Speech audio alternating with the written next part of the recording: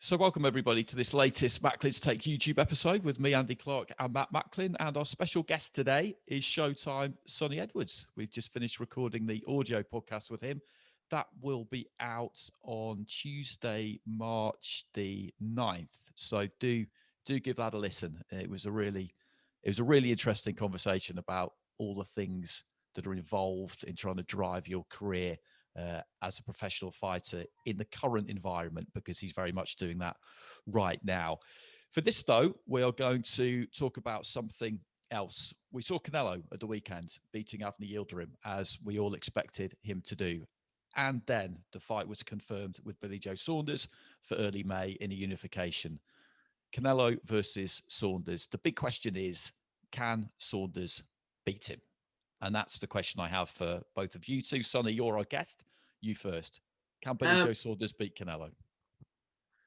Billy's always been my best bet for a British fighter to beat him. That has always been. I mean, even when people weren't too sure about the Liam Smith, for me it was styles make fights in that argument. But Billy has got what similar to my kind of style. You know, we try and hit and not get hit and go 12 rounds. We're not too fast about knocking them out. I mean, I remember watching Billy box Eubank Jr. All he did was win the first 7 rounds and just didn't let him do anything for the last 5. And I just thought it was funny how he did that. He let the fight even get closer than it ever needed to be, but just because he knew he won the 7th round. A switched on Billy Joe is one of the most technically gifted fighters, technically, that you ever dream to see. But Canelo on point is one of the most perfect fighters that we've seen in this generation. I mean, he gives away such little room for error. He processes his body and transitions his body weight excellently, where he's in awkward positions to where, in your eyes, to throw a meaningful shot. With one adjustment, it's a big right hand and Avni Yildirim's on the floor. That said, I do think Saunders won't meet him. They'll have him chasing shadows, and it will literally be whether Canelo can break him down, I think, because I do not think Billy's going to meet him. And why would you? Do I think he'll get it on the cards is another thing altogether. I mean, I think anytime any boxer's going in against the star of the sport, it makes it hard because he is the star of the sport. But at this level, you know, I can't see there really being no problems. There's too many eyes on the world. But Billy has to be disciplined. He has to be very fit. His engine has to have no questions in it. But he's definitely got the skill set to tie Canelo up. Definitely. It's just what Billy we're going to see. And if I'm honest, Billy's one of my favorite fighters to watch. And he'll probably think I'm bang on right in this. We probably haven't seen a Billy Joe in a professional ring that would be very capable of beating Canelo. We haven't seen him, but I genuinely believe, because I feel like Billy is that talented and he suffers with talent syndrome, same as me and same as many fighters like Josh Kelly. That, you know, when you're talented, you kind of just think, this fight, I can just do this and I'll win. And I genuinely think, how many times have we seen Billy? He's won every single time. But, that's not the same Billy we saw against XYZ. That's not the same Billy.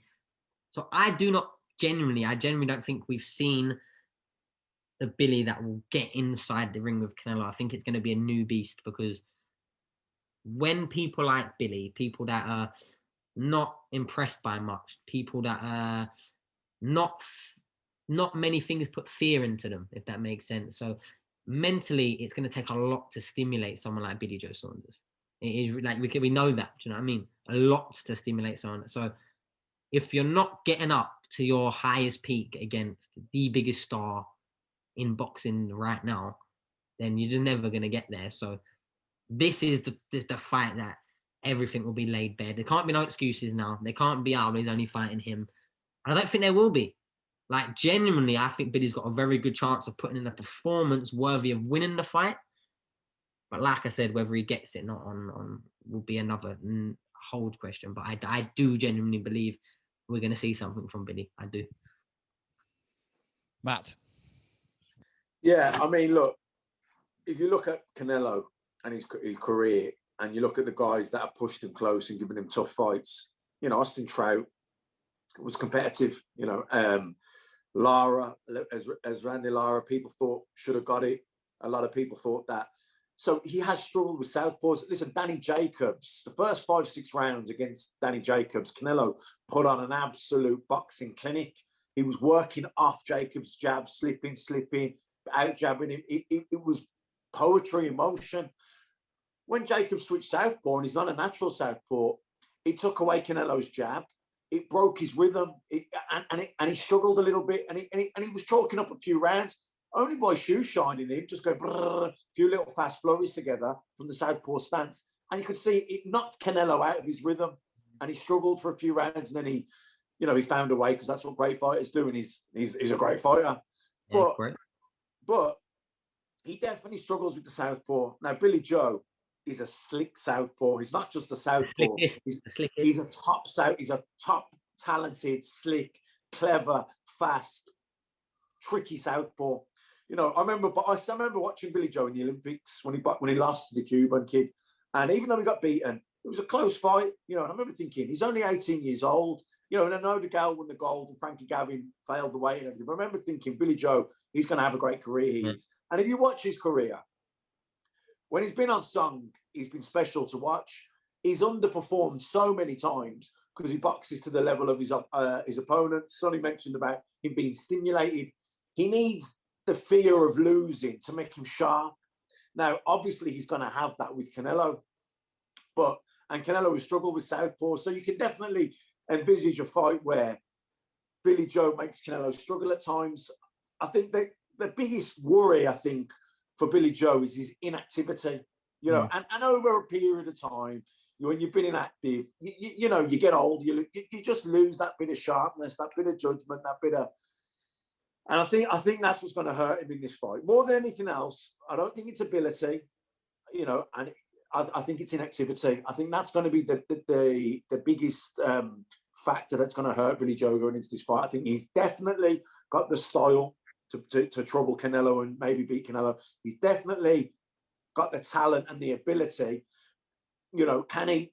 I think his inactivity is going to hurt him. I don't know if he'd have got this fight a few years ago when he was sharper and he was more active, you know, then I'd have given him a better chance. But I think Canelo, what's coincided is his current run of inactivity has also kind of ran concurrent with the fact that I think Canelo's kind of stepped up to that next level where he's almost untouchable right now, and he's actually staying busy. You know, even though we've seen him at the weekend have a very sort of, it was a formality, nonetheless, he's been in the gym for 6-8 weeks. He got straight back in the gym after the last win to get prepared for this one. Now he's back in the gym again. So, you know, and he's too long in the tooth to overcook it. So I just think activity is going to be the thing that really hurts Billy Joe going into this fight. Do you know one thing that I do love about sort of fights like these, though, fighters like these as well, is I've always had people in weigh-ins and stuff look at me a little bit podgy, a little bit smaller than them, laughing, and then you fight them 2 hours later and you actually punch their head in. And I think with boxing, there's this 1%. Do you know, the moment you think, I reckon Canelo's looking at Billy Joe's past performances, he might think, you know, on his top game, but I think us as British fight fans will probably rate Billy Joe much higher than he's ever maybe deserved in some of his in his fights. But that's because we know how good he is. Like we truly know how good he is. And if there's 1 second in Canelo's thoughts that kind of thinks he's going to move around a bit, I'm going to get to him. If that does creep into it, which I don't know Canelo's mindset, but I know me as a fighter, and I know it does. You know, when you spar someone that's an amateur, you're a pro, you're an amateur, someone from my gym is a bit heavier than me, he's like 3 wins, 16 losses. You get in there, you think, wow, he does not deserve to be in the same 16 foot as me. But that's the person that's hitting me more than anyone in the gym. Do you know what I mean?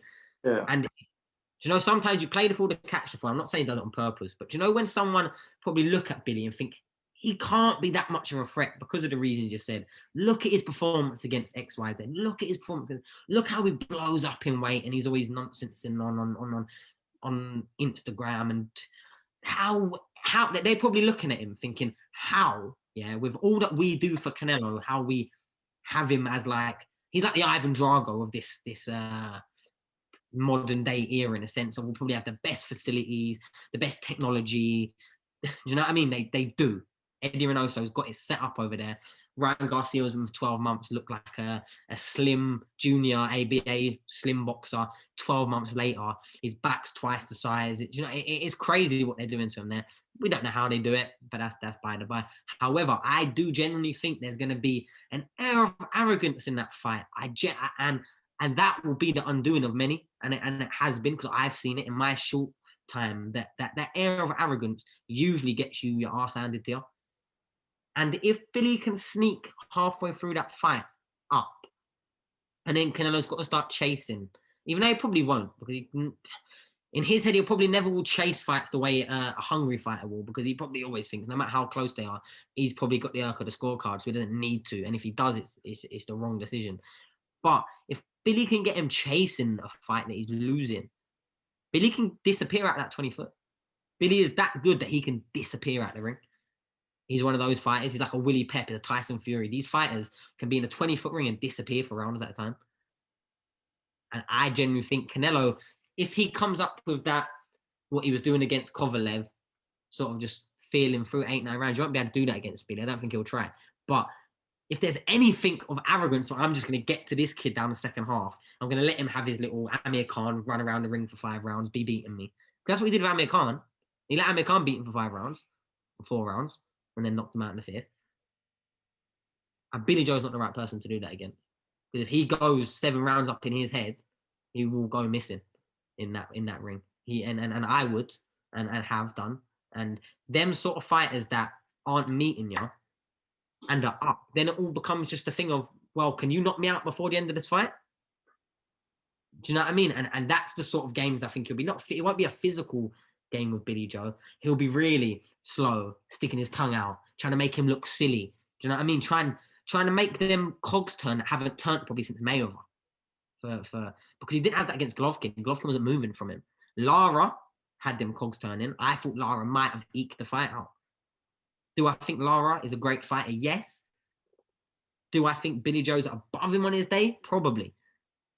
But that being said, Canelo is much better now than he was back then, I personally think. So there is so many going to it. Definitely Canelo going in as the favourite. But you see, when you highlight the southpaw's been the problem, that slick, the movement's been a problem before. If we look with Mayweather, kind of tranced Canelo, a young Canelo, but tranced him. Usually people have boogie styles, and I do genuinely think for Canelo it's that southpaw negative style. And I say negative, I don't mean in a bad way, but when you set up and your initial thing is they're coming forward, I'm edging back to find my shot. It's hard to break down that style when Canelo's been getting in, and everyone for the last how many fights has shown him so much respect apart from Golovkin, and then Golovkin showed him no respect and was just stood there.